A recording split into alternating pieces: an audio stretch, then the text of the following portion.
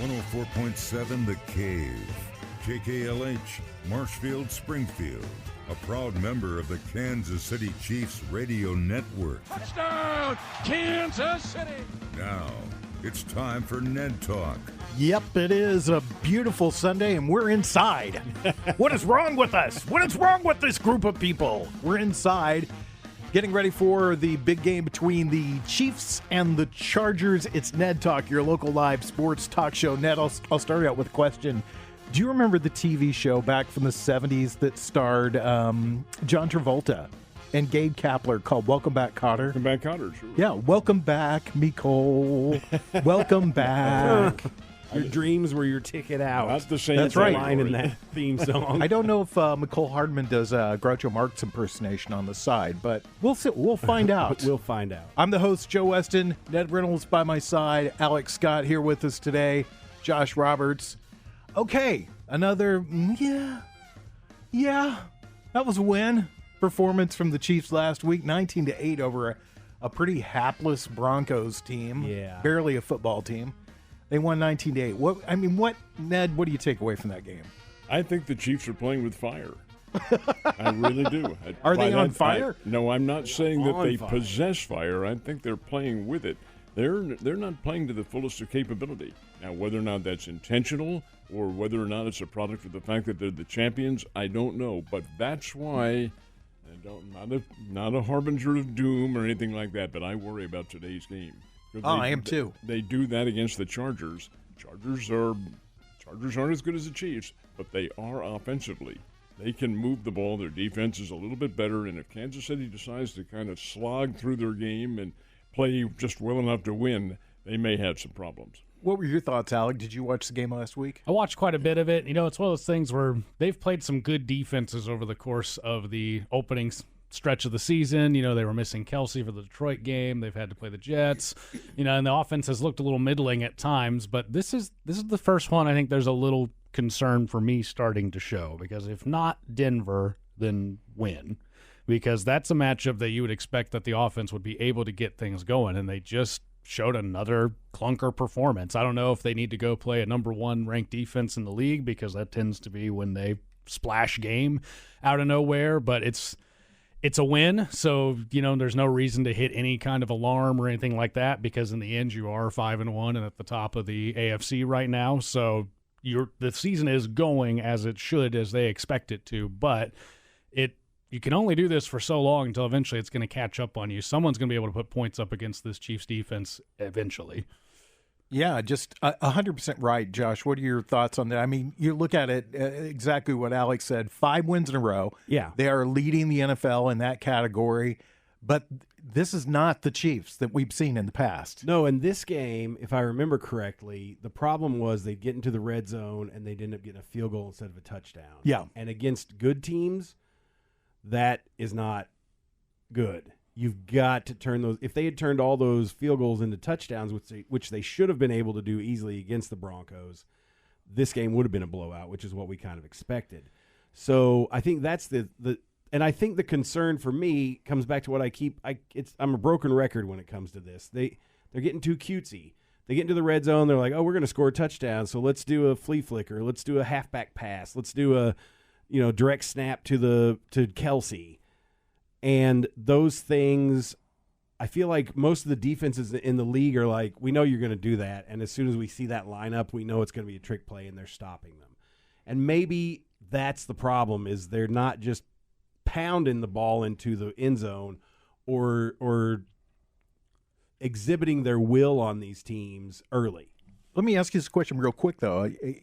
Do the Chiefs have a power option? I mean, I know Pacheco's a hard running back, but is he the type of guy that when everybody's bunched in together, you can count on him getting a yard? That's a good question. That is a good question. I don't know because he's not a huge running back. He is a driven. I mean, this guy never gives up, which I love. I love the fire with which he plays. But I'm not sure that they have that one play that can get them that yard over the goal line, kind of like what the Eagles have. I don't think most teams have it. Do the Chiefs even have a fullback right No. now? They don't. do not. That's their problem right there. And I'll tell you, you just, in a microcosm, in my opinion, exposed what the Chiefs have as a difficulty. It's a team that's built for playing 100 yards and throwing long passes and getting the passes complete. But when they're down there in the short area, and that is, folks, it's the end zone's only 10 yards in depth. And then you have just a short, if you've got a first and goal from the 9-yard line. I think they have problems generating any kind of offense down there because they don't have that big blasting fullback, a Henry like Tennessee has or somebody like that. No, it's not there. Well, and the thing is, most teams when they get down in the red zone, if they need a short slant pass or something, it's to the tight end. Well, the Chiefs' tight end is their number one receiver, so he's being keyed on, he's being double teamed, so that eliminates that play when you're in the red zone already. So then what's your next option? And I don't think they've figured that out yet. Let me ask you guys this when we go around the table with this topic. I would almost call the Chiefs a middling offense as far as they don't have an explosive option right now. Ned said big plays. They don't have big plays. Their bread and butter is 7 to 10 yards. And they move the ball very effectively, probably the best in the NFL of any team in the 7 to 10 yard range. But eventually teams kind of key on that, slow that down, and go, all right, come on, beat us over top. There's nobody in the Chiefs right now that can do that. Perhaps, but again, I'll go back to what I said. Their offense is built more for a longer, wider field. Not necessarily wider, but a longer field, and they don't have that down in that red zone territory. Right. The options are limited down there. However, this is nitpicking, folks, because they're still a pretty good football team. Make no bones about it. You don't get 5-1 and just not be a very good unit, regardless of what the situation is. But again, as Alex pointed out, we're going to have problems. They're going to have problems in a game in which some team challenges them on the scoreboard, as the Chargers are certainly capable of doing. And with Herbert back there and picking a team apart, the difference in a game like today may be defense. And I do like the way the Chiefs are playing their defense right now. Disruptive, not necessarily sack-happy, but very disruptive. But again, an argument to that is the Chargers have the weapons to guard against that, like an Austin Eckler, somebody like that to run the ball and keep the Chiefs off the field. Yeah. This one has me a little bit bothered. Alec, your thoughts? What do you see as being wrong with the Chiefs' offense? A lot of times I feel it's an unwillingness to even try some downhill running. I can't imagine. I just can't even picture in my head a time where they had first and goal from the 2 and they lined up under center. They don't try. It's always shotgun. It's always motion. It's always, and the handoff might go up the middle, but I would like to see them give it a go to even see if they can do it. They've almost just seemed sold out to like, we can't do that. We got to do it a different way. And you were right. This is an offense that plays with the full field. They are comfortable using the entire width of the field as well, sending guys in motion, trying to get running side to side before they go upfield. There's hope that Mecole coming back can be that deep threat. He never proved to be a consistent one. His first stint with Kansas City, he is as fast as anybody in the league, but it's a matter of getting up to that top speed quicker. Josh, your thoughts? I don't think he's the answer to anything. I don't even know why. We'll come back to that in a minute. But your thoughts on what's wrong with the Chiefs' offense? Well, I think Ned's exactly right. As the field shrinks, it limits their options, and so that's why they're having so much trouble in the red zone. So I agree with Alec too. What's Pacheco averaging? His average carry was almost 5 yards a carry at the beginning of the season, or a couple games in. I don't know if it's still that, but he's a solid running back. And if they 4.4 yards per carry, that means if he carried 3 times in a row, it's a first down. 3 times in a row is a first down. First down. They could move the ball down the field that way, and that would set up these crazy plays that they like to do, And so I don't think they're using their offense effectively. And I think they've got the weapons to have enough big plays. I think they've got a running back that can score in the red zone. But I agree with Alec on that too. I just don't think they try. And he's on pace to be a 1,000-yard rusher for the Kansas City Chiefs this season. Show's brought to you by The Dive on Patton. They are downtown and the best place to take in the Chiefs games when you're downtown. It's Ned Talk, your local live sports talk show. So let's turn to Mecole Hardman, who was traded away from the New York Jets this week. The Jets were not using him at all. I guess they felt like he didn't fit into what they were trying to do. Josh pointed out and Alec pointed out, one of the fastest guys in the league. Often there was the race off between him and Tyreek Hill before the season started to see who was actually the fastest, but not known for great hands, not known for running great routes. What do you think, Ned? Is this obviously the receiving corps is not getting it done, so they made a move. Do you buy or sell this move? It resonates not at all with me. Okay. 1 catch in 5 games. That's the resonating factor. And it points out to me one thing. First of all, I thought the comment from some Chiefs fan on the internet, and I don't read the internet or the Facebook virtually at all, but I did see this one.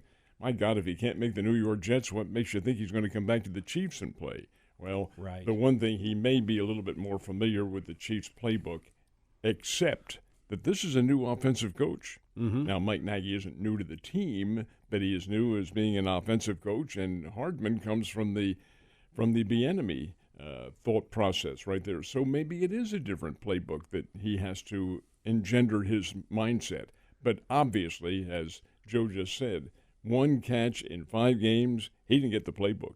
That playbook was a mystery to him. He wasn't running things right, and they didn't use him. So, hey, he's jettisoned material, bring him back. Does he help the Chiefs? I'm not sure he's even going to play right away. He was purchased last week or traded for last week, and whether or not he can suit up, I think he will suit up. But whether or not he gets in there, I doubt it very much.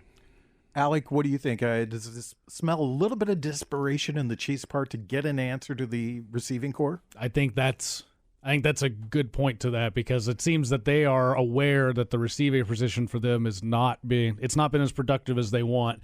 And when you look at the market, I can't think of a big free agent wide receiver. The Eagles went and signed Julio Jones off the couch. So, cool.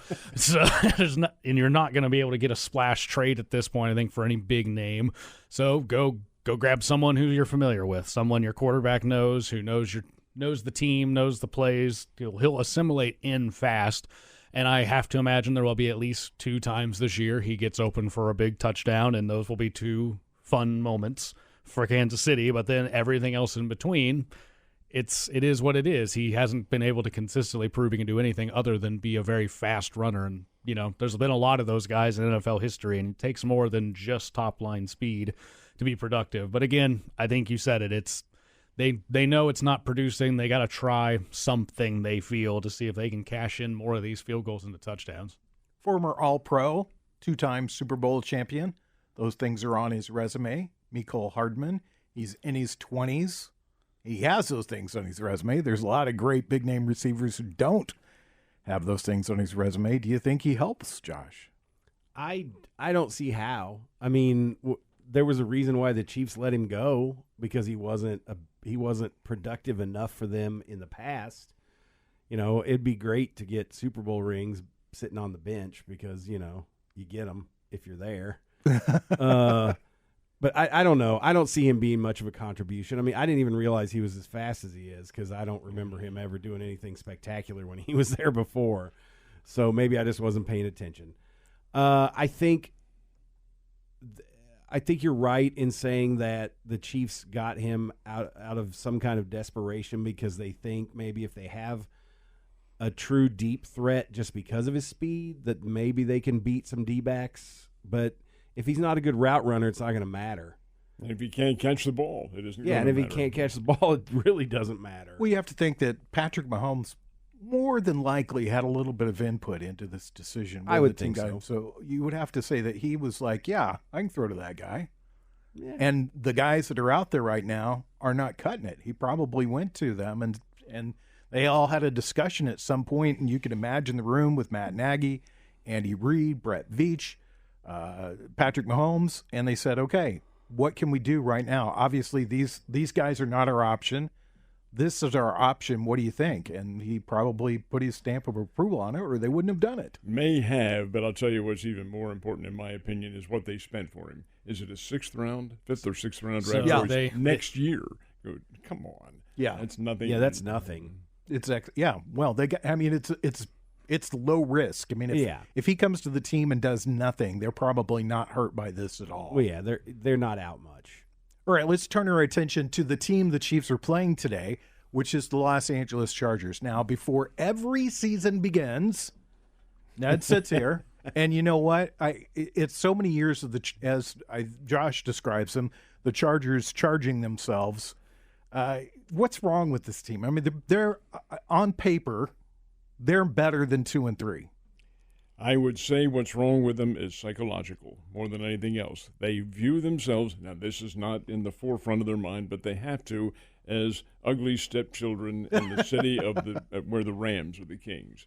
Playing the same stadium, they have that feeling that, again, does not resonate consciously with them, but in the backs of their minds. We've been in San Diego, and now we're in Los Angeles, and we're second to hey, are we a ugly stepchild here? Well, that may be. The fact of the matter is they do have talent on their team. Now, one of their big receivers, is it Mike Davis, I think. Mike Williams. Not Davis. Mike Williams is out for the year. That hurts him. But they do have Keenan Allen, and he can play, although he's almost as old as I am. But Herbert is a good quarterback. Austin Eckler is a nice running back. Their offensive line is not all that bad. Defensively, they're not quite as good as they have been, but they've been getting better. And you have Joey Bosa back there as a thunderous outside linebacker who can really create problems. I think the difference in this game coming up is probably going to be the fact that I think both teams can score, but I think Kansas City probably has a slightly better defense. But again, I go back to the fact that this one has me concerned. Trap game written all over this. It is a trap game. Yeah, exactly. What are your thoughts about the Chargers? It's always hard to put a finger on it because everything on paper looks great, and then this team just finds a way to lose. I don't know if it's in the locker room that they're missing someone who can really rally them together and say, this is the time when we make the play.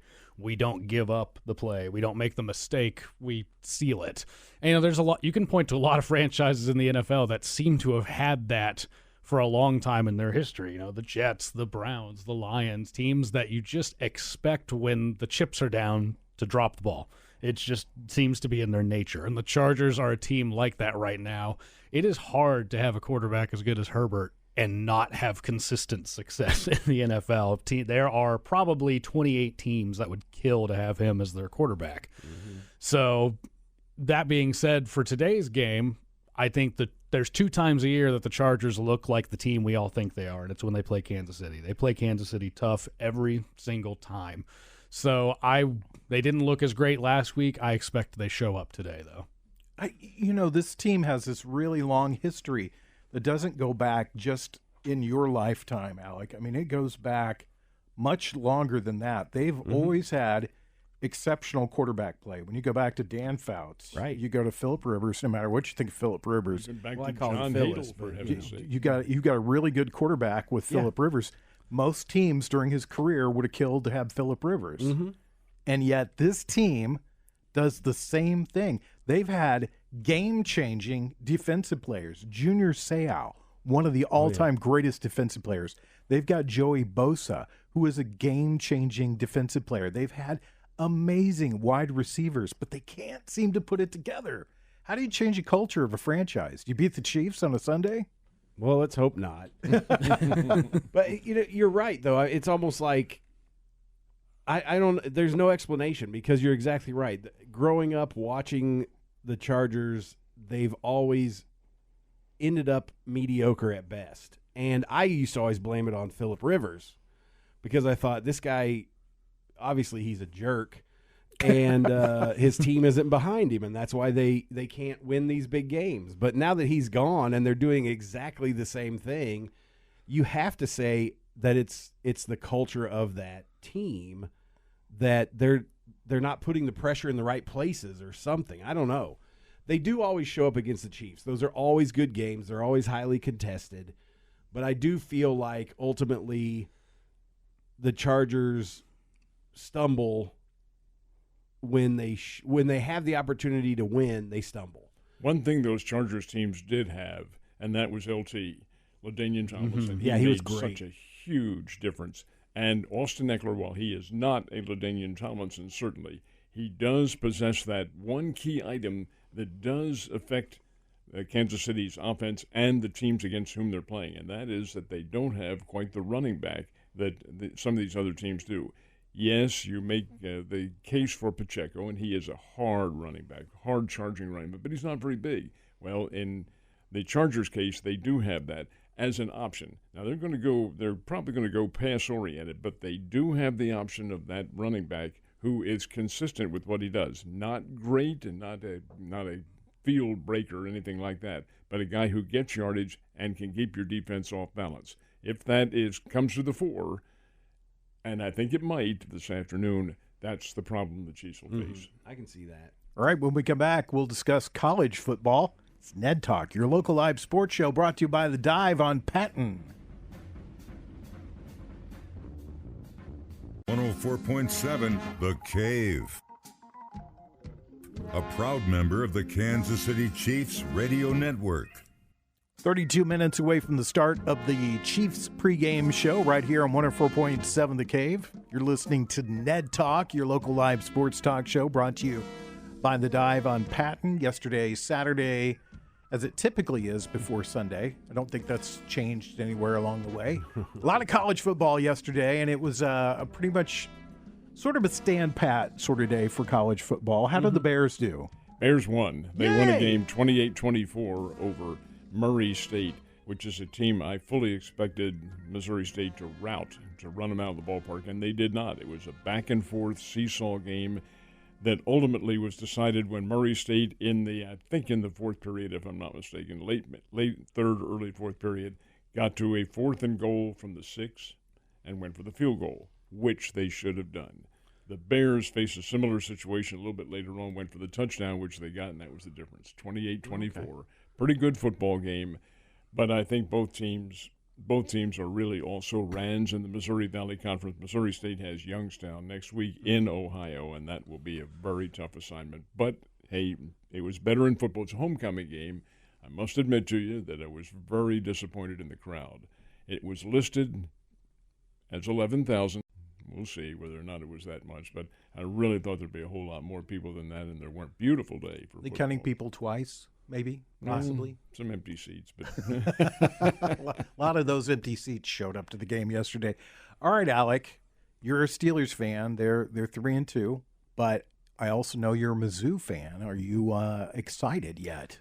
I think this is a good team. I think they've shown me they're better than what I normally write off Mizzou football to be. They're a collapse late against LSU away from still being undefeated. I don't think this team can threaten the top tiers. I don't think this is a top 10, maybe not even a top 15 team in the nation if they were to really line it up and play some big-time competition. But they look good. And, another win against South Carolina, who has not been that great this year, but still wins a win. They got a bye week coming up, and then Georgia.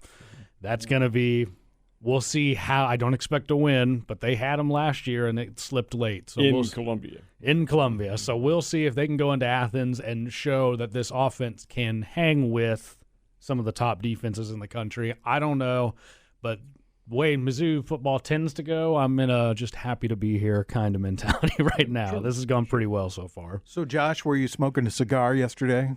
I did, actually. That was, that was an interesting game because Tennessee took it to Alabama in the first half. And then, like Nick Saban and his coaching staff used to do all the time, the second half adjustments were the difference. And Alabama shut Tennessee out in the second half. It was 20-7 at halftime. Tennessee. The final score was 34-20. So Tennessee accomplished nothing in the second half, including going for it on. They were in the red zone, and it was 4th and goal on maybe like the 5 or something, and Alabama stopped them, which was good to see. So solid win for Alabama. That's always a great rivalry game. I'm obviously I'm always going to root for Alabama. I don't expect Alabama to even make it to the Final Four this year, just because they're good, but they're not great this year. And when you look at the likes of Georgia and possibly Michigan if they stop cheating, there are some teams that just look more solid than Alabama this year. But who knows? You never know. I mean, I think Alabama will make it to the SEC championship and have to play Georgia, and then we'll see what happens. The games were tight yesterday, but There they weren't any really upsets. I mean, you look there at were two top 25 upsets. North Carolina lost to Virginia, which That Ned was and the I big, were talking about. That was the big one. Very shocking because Virginia is Astounding. not good. That was only Virginia's second win of the season. And the other one's William and Mary, a Division I AA team. Yeah, and the other one was Iowa losing to Minnesota, which Minnesota is solid this year. They've played some tough teams, and Ned can tell you more about Iowa's problems. There's just no offense. Yeah, they don't have any offense. Great special teams and defense. No, Don't bother about offense. You know, it's interesting for me in a negative sense. I play these games, if you get my drift. You know what I'm talking about. Three of them I lost yesterday, all by half a point. Half a point. You think that's frustrating, boys? Yeah, I'm sure that is. Do you need That's a some lot help? of chocolate chips. Do you need help, Ned? Do you need to maybe? I need that half point to be erased. Well, did yesterday tell you anything about college football? Was there anything you took away from yesterday, or was it just pretty much a stand pat? No. Yeah, I took a lot of it away yesterday, too, in regards to the fact that there's a lot of parity. You have good teams. Virginia, North Carolina, absolutely astounded the daylights out of me. Miami and Clemson. And Miami wins this one in overtime over Clemson. In fact, I think it was a double overtime. And you have Utah and Southern Cal playing Southern and losing. Utah wins it on a walk-off field goal in Los Angeles at the Coliseum. These things, there is no team that's head and shoulders, and that includes Georgia, above everybody else. I think it's a very interesting year, and there's a lot of commonality among these teams. I think anybody can win this thing. And I was telling Josh a while ago, he has the mentality of the Alabama Crimson Tide. That's for whom he roots. I love the media. Mm-hmm. Love the media, as you guys well know. They lose a game to Texas, write them off. They're gone. Hey, Right. fire Saban, get him out of there. He can't win anymore, and they haven't lost since. They're really, Haven't really played good. anybody since either. really. Oh, contraire. Mississippi State, and they still have LSU and Auburn coming up. But the fact of the matter remains that the Southeastern Conference is really good, folks, and that's really good football. And I'm not making a case for them because Alabama does have some vulnerabilities on their team. But over and above all that, I think we're seeing a very even year in which a lot can happen. Real quick, your thoughts. I mean, the one score that stands out to me is number 5, Washington, barely beating a 1-6 Arizona State team, 15-7. This is a high-powered offense. Yeah, and they scored 15 points. Yeah, it's all on field goals. Joe, the only thing I can think of, and I honestly don't know the background, when I saw that, I'll bet they had bad weather in Seattle. That's the only thing I can think of because there's no way that should only be 15-7. Yeah, it could be a letdown game, too, after the big Oregon Like win. a little hangover from that Oregon matchup. Maybe, as well. but Arizona State guy, Colorado beat them, for heaven's sake. Yeah, Come on. exactly. When we come back, we'll talk about the baseball playoffs. They went from sleeper to not so sleeper in just a heartbeat. It's Ned Talk on 104.7 The K, brought to you by The Dive You're on Patton. listening to Ned Talk. Back to Ned Talk on 104.7 The Cave. A proud member of the Kansas City Chiefs radio network. Less than 20 minutes away from the start of the Chiefs pregame show. It is the very end of the baseball season. We're in the league championship round, the National League Championship, the American League Championship. I love being a Yankees fan because I watch online at what the Yankees fans say on Twitter, and there's a lot of, if Bryce Harper had been signed by the Yankees, you'd be complaining about Bryce Harper right now while the Yankees sat at home. Right. That's exactly what's going on. We need to get Kyle Schwarber. That's exactly what the Yankees need, another home run hitter. Yeah, exactly. But it's funny because I do pay attention to both the Chiefs and the Yankees Twitter feeds, and this is really going to rub Chiefs fans the wrong way. They're very similar. Mm-hmm. Always these ridiculous trades. I saw somebody wanted to trade Sky Moore for some other aging wide receiver the other day, and I thought, yeah, that's a good trade. Go ahead. Let's make that one. That seems like a good trade. Anyway, your Phils, your beloved Philadelphia Phillies. They're there again. They're one step away. The team built for the playoffs. Not built for the season, No. built for the playoffs. They're not. And this is the second year. What's going on? How does this team do it? Well, part of it's psychological, and I think that's you build your team to peak at the right time. I disagree completely with that philosophy because I disagree with the wild card system. But that's the way it is, and it's not going back. So if you can use that to your advantage, and certainly Philadelphia has, their team last year, same thing, played just middle in baseball during the course of the year, got in the playoffs and get to the World Series, lose in, I think, the sixth game, if I remember correctly. And this year, very same thing. Finish 14 games back of the Atlanta Braves in the regular season, 14 games back, and yet you have a chance at playing in the World Series now. Philadelphia has to win one of the two games they have starting tomorrow night in Philadelphia to get to the World Series, and that's not a given against the Diamondbacks. Arizona's a good ball club. But we'll see. And the same with the Texas Rangers. Now, in Texas' case, they and the Houston Astros finished tied for the regular season championship. But the Astros owned the tiebreaker. They play in the same division. So Astros owned the tiebreaker because they had won more regular season games. That's fine. I'll stay with that philosophy. Texas is a very good baseball team. Yeah. Houston is the reigning world champs. That makes a very big difference. And they cheat. No. Well, it looked like these were going to be a couple of sleepers. I mean, it looked like it's the baseball playoffs have not been great. Let's be honest about that. It's been pretty much sweeps all the way through. I think the Phillies lost a game in the first round. And then when they were up 4-0 in the eighth inning and lost it, yeah. And then it looked like Arizona and Texas were headed to the World Series, or it was Phillies. Phillies and Texas headed to the World Series. And then all of a sudden, the Astros woke up. They're up 3-2 now, and they have a good shot of going back. I mean, they're a very good baseball team, but I think the pitching matchup favors Texas now as we go to these last two games. And then in the other side, Philadelphia's one game away from going to? Same thing. Over Arizona?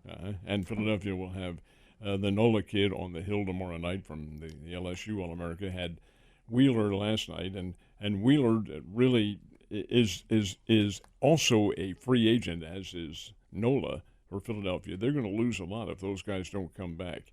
But the fact is that the pitching at the front end of Philadelphia's pitching rotation is pretty doggone good, maybe among the best in the National League. When I would say the same thing about Texas, because I watched the first two games of the Texas and Astros series, and their pitching was great. Montgomery. Yeah, and then I didn't watch games 3, 4, and 5. And I'm like, what happened? Jordan Montgomery's not there. That's two Yankees, two former Yankees at the head of that starting rotation, Jordan Montgomery and Nathan Eovaldi. Yeah. Both very good pitchers, both pitched extremely well for Texas as you go into this final. And of course, Jordan Montgomery pitched for the Cardinals too. So best pitcher for him until the trade deadline. And I can't imagine Philly not making it at this point because up 3-2 in your home environment with Aaron Nola on the mound. What more could you want? It's everything if Philly can't write a script better. And that home atmosphere in Philadelphia, I think, is better than maybe any other playoff spot. That crowd gets after it. And I think it just helps the Phillies feed into it. So I would expect that. And just when I thought Texas maybe had it, Houston, they just feel inevitable. Jose Altuve up, they're down by 2 in the ninth, and boom, 3-run shot, and just like that, it's a 3-2 series. And I think we're destined for a World Series rematch. I think it's going to be Houston and Philadelphia going for the second year in a row. Would you pick any of these teams besides Houston as the Final Four at the beginning of the season? Oh, I think so, yeah. You would have picked Philly? No, I think I would have eliminated them, but Houston certainly. Yeah, well, obviously Houston, but would you have picked any of the other three teams? Rangers.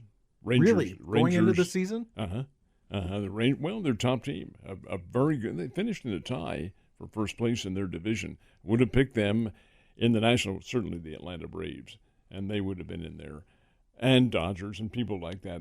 But again, it negates. I know that Bob Nightingale, who I know pretty well, he argues with me over this, but the fact of the matter remains, I do not agree with this system. I don't like the wild cards. It's rewarding your also-rans. I do understand why it's done. It's to help the crowd, help the excitement, and all that sort of thing, but it isn't right. When you have teams winning 101, 104 games, Dodgers, 101 Orioles.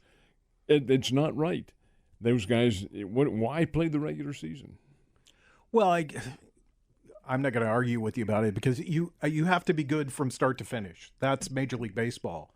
And if you finish strong, you win. And that's what happens. You could say that almost the same thing about anything else. You could go, well, you look at say that the division champions just went, you'd say, well, the Braves won 115 games and this team over here from the American League won 90, and then they win the World Championship. What's the point of playing the season? Well, you got to win it. You got to play it all the way through. And I think the way that baseball has developed to try to balance that out is they don't just play single game series. They play best of 3, they play best of 5, they play best of 7, because that gives those teams the opportunity to right the ship if they have one bad game and lose to a team that has inferior wins. And so I feel like that's their best case scenario, to try to make it balanced and to give, because I want to see the teams that have the best record do well in the playoffs, but sometimes it's all about momentum, and baseball more than any other sport is like that. If you come into the playoffs with all that momentum, it can carry you straight through, because the Phillies did it last year and they're doing it again this year. And so that's why they have the multiple game series, whereas in football, it's one and done. You get in the playoffs and you lose, you don't play best of 3, you don't play best of 7. I'm excited because the two biggest names I think in this whole series are Jose Altuve and Bryce Harper. And I don't know that either one of those guys, Bryce Harper was a household name, but he's been injured a lot. He's not been the Bryce Harper that he was when he was with Washington. But he's still a very good baseball player. Jose Altuve, one of the best players in the game, but they're not household names. Right. And I like that there's this opportunity for fans to get to see, if they take the time and watch some really good baseball players that aren't household names. And you guys might argue with me, there's nothing like playoff baseball. It is the best of all sports. There's nothing. College football doesn't touch it. NFL doesn't touch it. NBA doesn't touch it. There's an energy and a passion that you don't get in any other sport. I'm going to argue with you just a little bit, if you'll permit me to argue with you. Oh, yeah, absolutely. Though we are going into commercial. Bryce Harper's not a household name. When he was signed out of junior college in Nevada, he is a Las Vegas native. When he was signed out of there, he was regarded, Sports Illustrated, people like that had him on the cover. He's regarded as one of the top future performers in baseball. And yes, he certainly contributed to that. Washington had him, and he was good. He was an all-star with a Washington team that wasn't very good. When they traded him, it was for a ransom. Philadelphia decided to pay it and brought him in there. And he's a catalyst for the Phillies. Oh, yeah. Good player, but I think he's kind of fallen off of that upper tier of Major League Baseball players. Well, he was injured much of the season and sat out much of the season because of that. But over and above that, the guy can play. Yes. Oh, yeah. Well, I'm not going to argue with you about that at all. When we come back, we'll tell you our picks for today's game, our trap game. It's Ned Talk on 104.7 The Cave, brought to you by The Dive. I'm Patton. Back to Ned Talk on 104.7 The Cave. A proud member of the Kansas City Chiefs radio network. About 3 minutes away from the start of the Chiefs pregame show right here on 104.7 The Cave. I'm Joe Westen, Ned Reynolds, Alex Scott, Josh Roberts, the B team. All right, it's that time. We're going to make our picks. We've already established this is a trap game. Mr. Reynolds, you have said you will not pick against the Chiefs. No, I have concerns about it, but I don't think the concerns are strong enough to have me pick against the Chiefs. I picked the Chiefs in a rout last week against the Broncos. It didn't happen. I think there will be more scoring in this one today. I'm going to pick Kansas City to win 34-27. Okay, Alec, what do you got? I think the Chargers play Kansas City really hard, and I think there's a loss somewhere on Kansas City's schedule the rest of the way, and I'm going to say it's today. So I'm going to go ahead and go with the Chargers winning this one. Score is going to be pretty low, I think. I'm going to say 26-23. What about you, Josh? Wow. Now, What you better watch out when you walk out of here, I guess. These Chiefs fans are hanging out. Crowds around the door will be coming to get me. I'm going to pick the Chiefs to win. I think it'll be 28-20. Pretty close game. The Chargers always come to play in these, but I think the Chiefs will handle them. I'm going to pick the Chargers in this one, and I think they'll win easy. Oh. That's my gut talking. I mean, I hope the Chiefs win. I really do. I'm not picking the Chargers because I want the Chiefs to lose. But I think the offensive performances have been so bad that they'll throw a big clunker here, and they'll face a team that will put up some points on them and just run away from them. And so I'm going 28-13 Chargers. Wow. All right. So we're a split Alec, bunch. no, Alec and I are going to walk out together hand in hand so that we're The house divided. back. Yep. We've got Walk our out got back our to back, yeah. got our walkout buddy. All right, next week we're on the air once again at 1:00 as the Chiefs take on the Denver Broncos once again. We'll see you then. It's Ned Reynolds. Ned, thank you very much for being here as always. Always a pleasure. Alex Scott, thank you, sir. Good to be here, and as great as it is outside, I'm going to go sit inside some more. Keep watching football. Josh Roberts, thank you. Thank you, as always. Thanks to Corbin Campbell, our mad genius, Mike the intern, Brian Tyndall, Nick Fury. Get set. Starts right here on 104.7 The Cave, the Chiefs pregame show.